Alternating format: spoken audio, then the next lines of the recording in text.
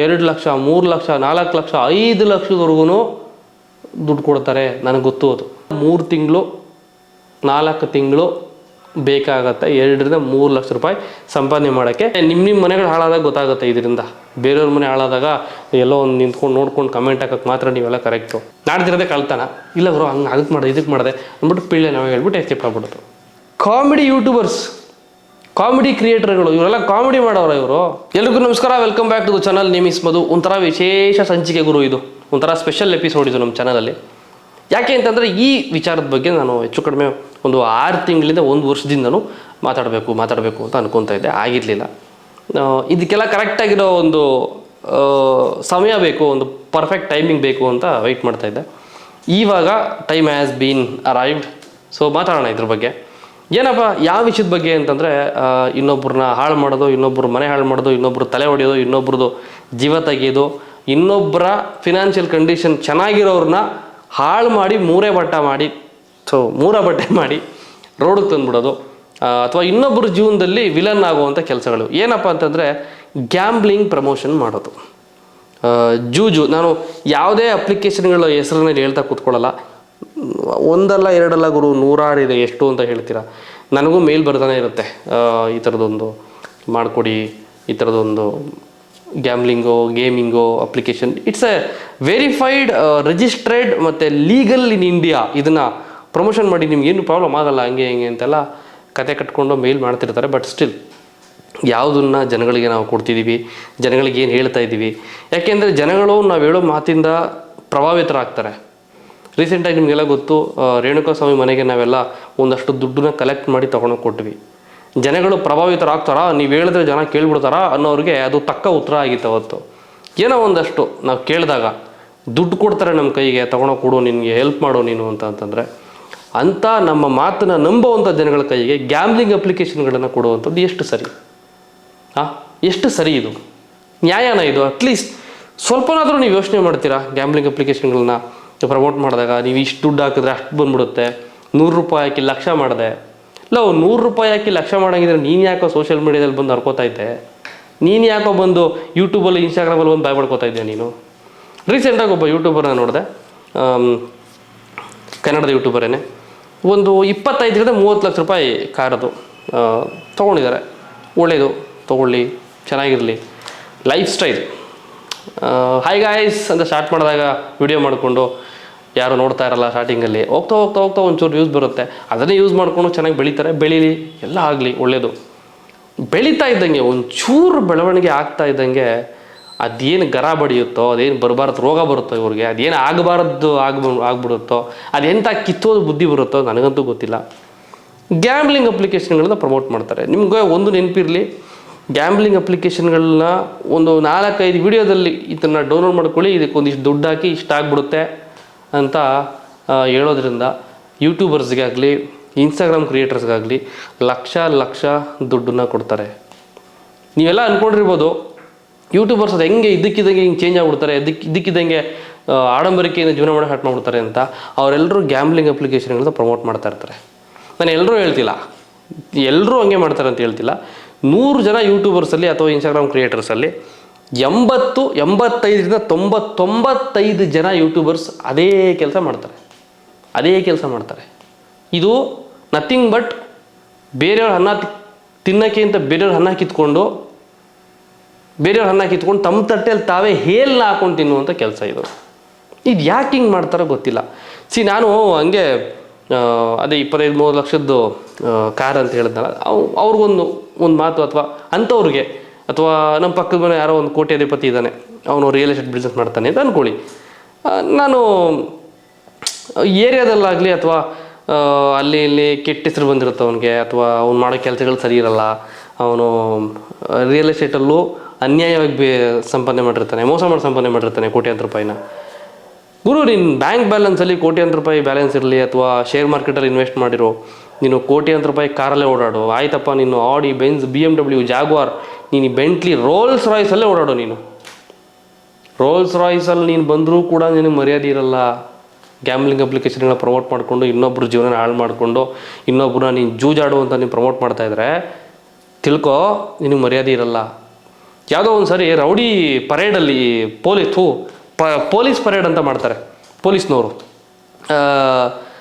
ಅದರಲ್ಲಿ ಒಂದು ಸೀನ್ ನೋಡಿದ್ದೆ ನಾನು, ಆಯಿತಾ. ಯಾರೋ ಒಬ್ಬರು ಅಂದರೆ ಈಗ ನಮ್ಮ ಅಲೋಕ್ ಕುಮಾರ್ ಅವರು ಇದ್ರಲ್ಲ, ಪೊಲೀಸ್ ಆಫೀಸರ್, ಕಮಿಷನರು ಮುಂಚೆ ಇದ್ದರು. ಅವರು ಒಂದು ಪೊಲೀಸ್ ಪರೇಡಲ್ಲಿ ಒಂದಷ್ಟು ರೌಡಿಗಳೆಲ್ಲ ಕರೆಸ್ತಾರೆ. ಪರೇಡ್ ಅಂತ ಬಂದಾಗ ರೌಡಿಗಳನ್ನ ಬರಬೇಕಾಗತ್ತೆ. ರೌಡಿ ಶೀಟ್ರಲ್ಲಿ ಯಾರ್ಯಾರು ಇರ್ತಾರೋ, ಈಗ ರೌಡಿ ಅಲ್ಲದೆ ಇದ್ದರೂ ಕೂಡ ಮುಂಚೆ ಇದ್ರಿ ನೀವು ಲಿಸ್ಟಲ್ಲಿ ಬನ್ನಿ ಅಂತ ಕರೆಸ್ತಾರೆ. ಒಬ್ಬ ಬಂದು ನಿಂತಿರ್ತಾನೆ, white and white pant shirt, ಒಂದು ಒಳ್ಳೆ ಬ್ರ್ಯಾಂಡೆಡ್ ಪೆನ್ನು ತಗಲಾಕೊಂಡು, ಒಂದು ಒಳ್ಳೆ ಕನ್ನಡಕನ ಹಿಂಗೆ ಹಾಕೊಂಡಿದ್ದನ್ನು ಬಿಚ್ಬಿಟ್ಟು ಕೈಲಿ ಹಿಡ್ಕೊಂಡು ಒಂದು 60-70 ಸಾವಿರ ರೂಪಾಯಿ ವಾಚು ಮತ್ತು ಫಾರ್ಚುನರಲ್ಲಿ ಬಂದಿರ್ತಾನೆ. ಒಳ್ಳೆ ಲೈಫ್ ಸ್ಟೈಲ್, ಒಂದು ಸಖತ್ ಲೈಫ್ ಸ್ಟೈಲ್ ಒಂದು ಆ ರೌಡಿದು. ಅಲೋಕ್ ಕುಮಾರ್ ಸರ್ ಒಂದು ಮಾತು ಹೇಳ್ತಾರೆ. ಏನಂತ ಹೇಳ್ತಾರೆ ಗೊತ್ತಾ? ಅದನ್ನು ನನ್ನ ಮನಸ್ಸಿಗೆ ಹೊತ್ತು ನಾಟಿದ್ದು. ನೀನು ಎಷ್ಟೇ ಸಂಪಾದನೆ ಮಾಡೋ, ನಿನ್ನ ಹತ್ರ ಎಷ್ಟೇ ದುಡ್ಡಿರೋ, ನಿನ್ನ ಹತ್ರ ನೀನು ಎಷ್ಟೇ ಕೋಟಿ ಮಾಡಿ ಇಟ್ಕೊಂಡಿರೋ, ನೀನು ನನ್ನ ಮುಂದೆ ಬಂದು ನಿಂತಾಗ ಕೈ ಕಟ್ಕೊಂಡು ಬಂದು ನಿಲ್ಲಬೇಕಾಗತ್ತೆ. ನೀನು ಫಾರ್ಚುನರಲ್ಲಿ ಬಂದರೂ ಕೂಡ ನನ್ನ ಮುಂದೆ ಇದೇ ಥರ ಕೈ ಕಟ್ಟಿ ನಿಲ್ಲಬೇಕು. ನಾನು ಇದನ್ನು ಯಾವುದಕ್ಕೆ ಕಂಪೇರ್ ಮಾಡಿ ಹೇಳ್ತಾ ಇದ್ದೀನಿ ಅಂತಂದರೆ, ನಿಮ್ಮ ಹತ್ರ ಯಾವುದೇ ಕಾರ್ ಇರ್ಬೋದು, ನಿಮ್ಮ ಹತ್ರ ಎಷ್ಟೇ ದುಡ್ಡು ಇರ್ಬೋದು, ನೀವು ಏನೇ ಆಗಿರ್ಬೋದು, ನಿಮ್ಮ ಬ್ಯಾಂಕ್ ಬ್ಯಾಲೆನ್ಸ್ ಏನೇ ಇರ್ಬೋದು, ನೀವು ಶೋಕಿ ಮಾಡೋಕ್ಕೆ ಐಫೋನೇ ಇಟ್ಟಿರ್ಬೋದು, ಐಫೋನಲ್ಲಿ ಟಾಪ್ ವರ್ಷನೇ ಇಟ್ಟಿರ್ಬೋದು, ಅಥವಾ ನಿಮ್ಮ ಮನೆಯಲ್ಲಿ ದೊಡ್ಡ ಕಾಸ್ಟ್ಲಿ ವಸ್ತುಗಳೇ ಇರ್ಬೋದು, ಕಾಸ್ಟ್ಲಿ ಥಿಂಗ್ಸೇ ಇರ್ಬೋದು, ನಿನ್ನ ಮೈ ಮೇಲೆ ಎಷ್ಟೇ ಚಿನ್ನ ಹಾಕಿರ್ಬೋದು, ನೀನು ಸಂಪಾದನೆ ಮಾಡಿರೋವಂಥ ದಾರಿ ಜನಕ್ಕೆ ಗೊತ್ತಿದ್ದಾಗ ಮನಸ್ಸಲ್ಲಿ ಬೈಕೋತಾ ಇರ್ತಾರೆ, ನೀವು ಮಾನಗೆಟ್ಟು ನನ್ನ ಮಗ, ಇವನ ಹತ್ರ ಕಾರು ಬೈಕ್ ಏನೇ ಇರ್ಬೋದು, ಎಂಥದ್ದೇ ಇವನು ಸಂಪಾದನೆ ಮಾಡಿರ್ಬೋದು, ಆದರೆ ಇವನು ಸಂಪಾದನೆ ಮಾಡಿರೋ ರೀತಿ ಏನು ಅದು ಜನಕ್ಕೆ ಗೊತ್ತಿರುತ್ತೆ. ಇದನ್ನೇ ಹೇಳೋದು. ಮುಂದೆಗಡೆ ಅಣ್ಣ ನಮಸ್ಕಾರ, ಸಾರ್ ಸೂಪರ್ ಸಾರ್, ಏನು ಅಮ್ಮ ಸಮಾಚಾರ, ಆರಾಮ ಸೂಪರ, ನೀವು ಬಿಡಿ ಸರ್, ಹಂಗೆ ಹಿಂಗೆ ಅಂತ ಹೊಗಳ್ಬಿಟ್ಟು ಹಿಂದ್ಗಡೆ ಥೂ ಅಂತ ಒಪ್ಕೊತಾರೆ. ಇಂಥವ್ರಿಗೆ ಬೆನ್ನಿಂದೆ ಬೈಯೋದು. ನಿಜವಾಗ್ಲೂ ಆನೆಸ್ಟಾಗಿ ಕಷ್ಟಪಟ್ಟು ಸಂಪಾದನೆ ಮಾಡಿದವ್ರಿಗೆ ಯಾವತ್ತಿದ್ರೂ ಸಮಾಜ ಬೆಲೆ ಕೊಟ್ಟೇ ಕೊಡುತ್ತೆ. ಹುರ್ಕೊಳ್ಳೋರು ಇದ್ದೇ ಇರ್ತಾರೆ, ಏನು ಮಾಡೋಕ್ಕಾಗಲ್ಲ. ಬಟ್ ಅನ್ಯಾಯದ ಕೆಟ್ಟ ನೆಗೆಟಿವ್ ಅಥವಾ ಬೇಡದೇ ಇರುವಂತಹ ದಾರಿಯಲ್ಲಿ ಹೋಗಿ ಸಂಪಾದನೆ ಮಾಡಿದಾಗ ಈ ರೀತಿಯಾದ ಬೇರೆ ಬೇರೆ ಕೇಳಬಾರದಂತಹ ಮಾತುಗಳನ್ನು ನಾವು ಕೇಳಬೇಕಾಗತ್ತೆ.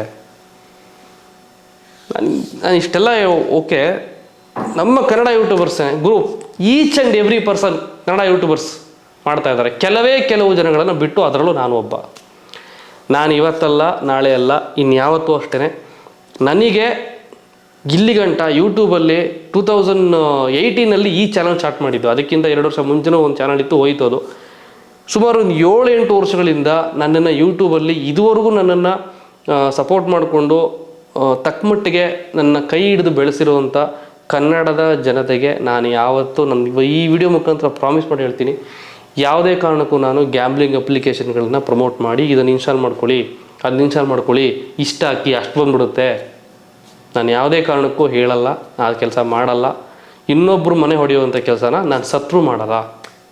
ನನಗೆ ನಾನು ನಂಬಿದಂತಹ ಸಬ್ಸ್ಕ್ರೈಬರ್ಸ್, ವ್ಯೂವರ್ಸ್, ನನ್ನ ಕನ್ನಡದ ಜನ ಮತ್ತು ನಾನು ಗಾಢವಾಗಿ ಪ್ರೀತಿ ಮಾಡೋ, ಪೂಜೆ ಮಾಡೋ, ನಂಬುವಂಥ ನನ್ನ ಈ ಕುತ್ತಿಗೆಯಲ್ಲಿ ನನ್ನ ರಾಯರಿರೋವರೆಗೂ ನಾನು ಈ ಕೆಲಸಕ್ಕೆ ಕೈ ಹಾಕೋದಿಲ್ಲ.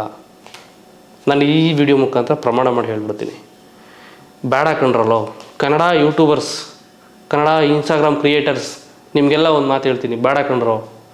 ಯಾರ್ಯಾರು ಗ್ಯಾಮ್ಲಿಂಗ್ ಅಪ್ಲಿಕೇಶನ್ಗಳನ್ನ ಪ್ರಮೋಟ್ ಮಾಡಿಕೊಂಡು ಅಷ್ಟ ಹಾಕಿ ಇಷ್ಟ ಹಾಕಿ ಅಂತ ಹೇಳ್ತಾ ಇದ್ದೀರಲ್ಲ, please stop it guys, please. ನಿಮ್ಮಲ್ಲಿ ಒಂದು ರಿಕ್ವೆಸ್ಟ್ ಕಣ್ರೋ, ಬೇಡ ಕಣ್ರೋ. ಅಮ್ಮಮ್ಮ ಅಂದರೆ ಎಷ್ಟು ಬಂದ್ಬಿಡುತ್ತಪ್ಪ ನಿಮಗೆ. ಹೌದು, ಒಳ್ಳೆ ದುಡ್ಡೇ ಬರುತ್ತೆ.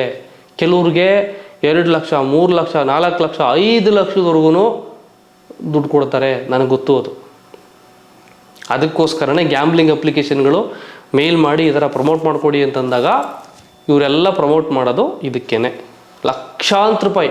ಫಾರ್ ಅನ್ ಎಕ್ಸಾಂಪಲ್, ಈಗ 2 ಲಕ್ಷ 3 ಲಕ್ಷ ಬರುತ್ತೆ ಒಬ್ಬ ಯೂಟ್ಯೂಬರ್ಗೆ. ಒಂದು 10 ವಿಡಿಯೋ ಮಾಡಿದ್ರೆ, ಒಂದು 10 ವಿಡಿಯೋ ಮಾಡಿದಾಗ ಇದ್ರ ರೆಫರೆನ್ಸ್ ಹೇಳ್ತಾರೆ ಅಂತಂದರೆ ಇನ್ಸ್ಟಾಲ್ ಮಾಡ್ಕೊಳ್ಳಿ ಅಂತ ಒಂದು 10 ವಿಡಿಯೋದಲ್ಲಿ ಹೇಳ್ತಾನೆ ಅವನು, ಇಂಟಿಗ್ರೇಟೆಡ್ ಆ್ಯಡ್ಸ್ ಹಾಕ್ಬಿಟ್ಟು. 10 ವಿಡಿಯೋಗೆ ಅವ್ರಿಗೆ ಏನಿಲ್ಲ ಅಂತಂದ್ರೂ 2-3 ಲಕ್ಷ ಪೇಮೆಂಟ್ ಬರುತ್ತೆ.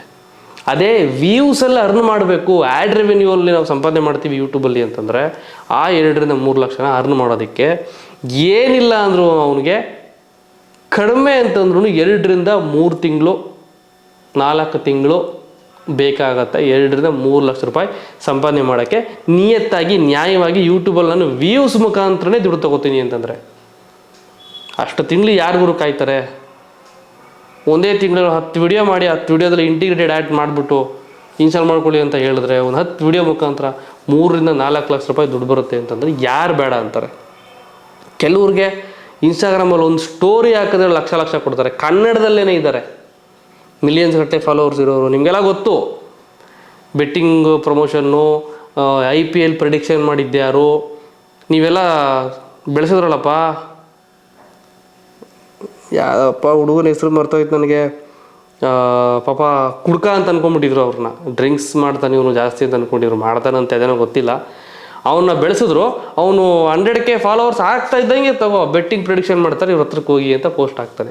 ಅದ್ರ ಬಗ್ಗೆ ವಿಡಿಯೋ ಮಾಡಿ ಮಾತಾಡಿದ್ರೆ ಅವ್ನು ಬಿಡು ಅವನೇನೋ ಮಾಡ್ಕೊತಾನೆ ನಿನಗೇನು ಅಂತಂತಾರಲ್ಲೇ. ಒಂದು ಒಳ್ಳೇದನ್ನು ಹೇಳಿದಾಗ, ಒಂದು ಒಳ್ಳೆ ವಿಚಾರ ತೊಗೊಂಡು ಮಾತಾಡಿದಾಗ ಲೋಫರ್ ನನ್ನ ಮಕ್ಳ ಥರ ಕಮೆಂಟ್ ಮಾಡ್ತಾರೆ ಕೆಲವರು.